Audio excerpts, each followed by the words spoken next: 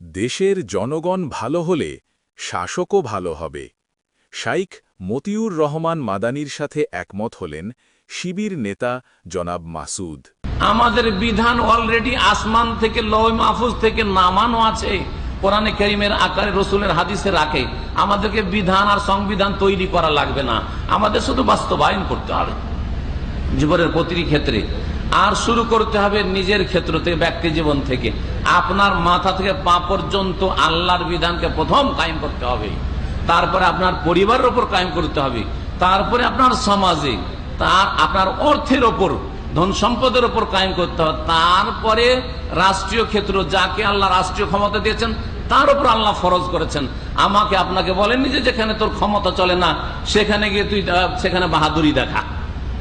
আপনার স্ত্রী আপনার অধীনে, যদি আপনার ভাইয়ের স্ত্রীকে পর্দা করার জন্য বাহাদুরি দেখান তো ভাইয়ের কাছে মার খেতে হবে, হবে কি হবে না? আর ভাই যদি নাও মারে মায়া করে, তো আপনার ভাইয়ের স্ত্রীর ভাইয়েরা এসে পিটনি দেবে, দেবে না দেবে না?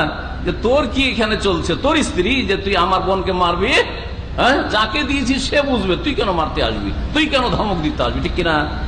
এগুলো বুঝতে পারছেন? আর বুঝতে পারেন না, নিজের জীবনের ইসলাম সংশোধন ও রাষ্ট্রীয় ইসলাম সংশোধনের জন্য বাড়াবাড়ি শুরু করে দিয়েছে। এগুলো এক শ্রেণীর লোকদের আসলে ইসলামকে না বুঝা অথবা ভুল বুঝা, ইসলাম বুঝেই না, হই হই করে মানুষের পিছনে, যারা যা বলে তাতেই, আর না হইলে ভুল ইসলাম বুঝিয়ে রাখা, যে বিভ্রান্ত করা হয়েছে তাদেরকে। সম্মানিত ভাতৃমণ্ডলী, আপনি নিজের নাফস থেকে শুরু করার জন্য কালকে বলেছিলাম কু আনফুসাকুম, নিজেকে রক্ষা করে, তারপরে নিজের পরিবার আল্লাহ বলেছেন। আমরা যদি প্রত্যেকে নিজেকে ঠিক করে নিই আর নিজের পরিবার ঠিক করে নিই তো সব তো ঠিক হয়ে গেল। একটা গ্রাম নেন, প্রত্যেকে আমরা নিজেরা নিজেকে, নিজের পরিবার, স্ত্রী, ছেলে মেয়ে সব ঠিক করে নিলাম, পাশের বাড়িওয়ালাও তাই করলো, তাহলে গোটা গ্রাম ঠিক হয়ে গেল। গোটা গ্রাম যখন ঠিক হলো, পাশের গ্রামে ওই রকমই প্রত্যেকে নিজের নিজের পরিবারকে ঠিক করলো, পাশের গ্রামও ঠিক হয়ে গেল। এই করতে করতে গোটা ডিস্ট্রিক্ট ঠিক হয়ে গেল। গোটা ডিস্ট্রিক্ট যখন ঠিক হলো, আর আর অন্যান্য ডিস্ট্রিক্টের লোকেরা ওই রকমই করলো, সারা দেশ ঠিক হয়ে গেল।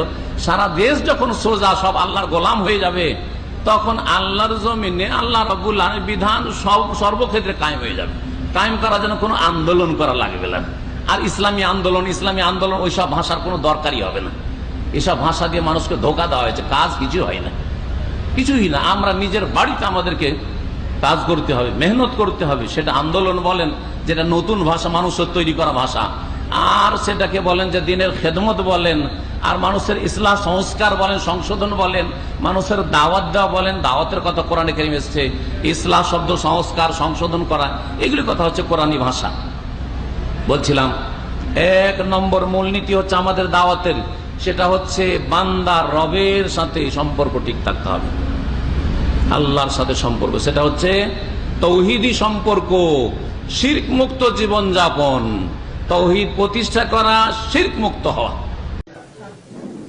তুমি কোনোদিন 56,000 প্রেসিডেন্ট হতে পারবা কি পারবা না, তার চেয়ে বড় কথা হলো নিয়ামতের অংশ হিসাবে আল্লাহ তাআলা তোমাকে পৃথিবীতে পাঠিয়েছেন 3.5 হাত বডির কি বানিয়ে। এই 3.5 হাত বডি, এবার তুমি একজন দাঁড়িয়ে বলো যে ভাই আমার এই বডির, এটা হলো সেক্রেটারিয়েট, এটা কি সেক্রেটারিয়েট, হাত পা স্বরাষ্ট্র মন্ত্রণালয়, কি মন্ত্রণালয়, সবকিছু কার্যকর করে। তোমার হার্ট, গণভবন, এখান থেকে সবকিছু সাপ্লাই হয়, ডিসিশন সব দিকে চলে যায়। এই সমস্ত কিছু আল্লাহ তাআলা, পুরো বডিটা এজ এ মিনি স্টেট। তুমি সাধারণ একজন মানুষ না, তুমি একটা মিনি স্টেট। এখানে একজন চ্যালেঞ্জ করে বলো, শেখ হাসিনাকে নিয়ে গালি পড়ে দাও, এরশাদকে নিয়ে গালি পড়ে দাও, খালেদা জিয়াকে নিয়ে গালি পড়ে দাও, তুমি বলো 56,000 বর্গমাইল নিয়ন্ত্রণ করা তোমার জন্য যত পরের ব্যাপার। এই 3.5 হাত বডির মালিক যিনি তোমাকে বানিয়েছেন, এখন বুকে হাত দিয়ে বলো যে আমি বিগত 1 সপ্তাহ, 3 বছর 4 বছরের হিসাব চাচ্ছি না তোমার কাছে, বিগত 1 সপ্তাহ আমার এই রাষ্ট্র ইসলামী প্রজাতন্ত্র রাষ্ট্র হিসাবে পরিচালিত হয়েছে। আমি যা বলেছি তাই হয়েছে, হাতের কথা আমি শুনিনি, আমি যা বলেছি আমার কথা হাত শুনেছে, আমি চোখের কথা শুনিনি, আমি যা বলেছি আমার কথা চোখ শুনেছে, আমি ব্রেনের কথা শুনিনি, ব্রেন যা বলেছে আমি তা করিনি, আমি যা বলেছি তা ব্রেন করেছে। একজন যদি বলতে পারো তাহলে আমার আলোচনা এখন শেষ। এখন স্টপ। তাহলে বলবো ভাই আপনি আমাদেরকে সন্দেহ করেন?